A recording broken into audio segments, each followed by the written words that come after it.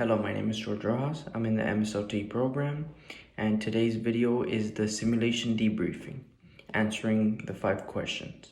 Number 1, share what you learned while completing this week's simulation. Well, this week's simulation was no doubt a tough one.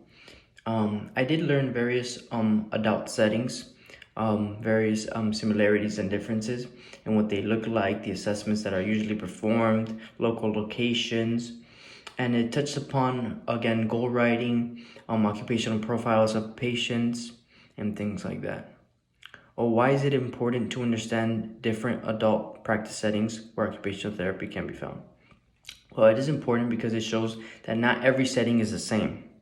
There is a different protocols, assessments, diagnoses that can be found in each of these settings.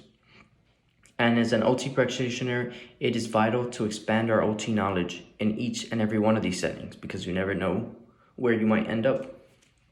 Now, number 3, if you had to choose, which adult practice setting do you prefer and why? My experience in adult practice settings and my preference would definitely be outpatient rehab.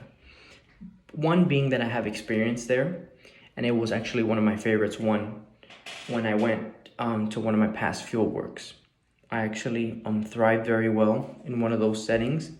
The diagnoses were all a lot of orthopedic diagnoses, more or less, but I had a great mentor, I had a great experience, and the atmosphere was just great.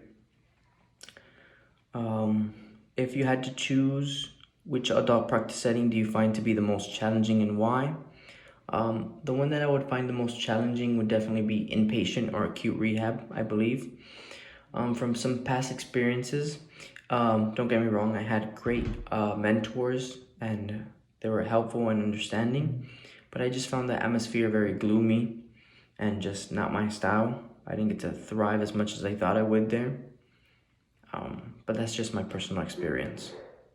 Number 5, what are 3 evaluations assessments that can be used by occupational therapists within acute inpatient rehab and outpatient adult settings?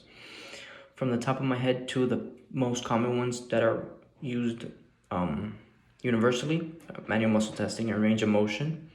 And then a third one could be a balance test, Berg balance test, because you need to find balance within these patients in all 3 of those settings, or a mini mental test to test their cognition. Yeah, thank you so much.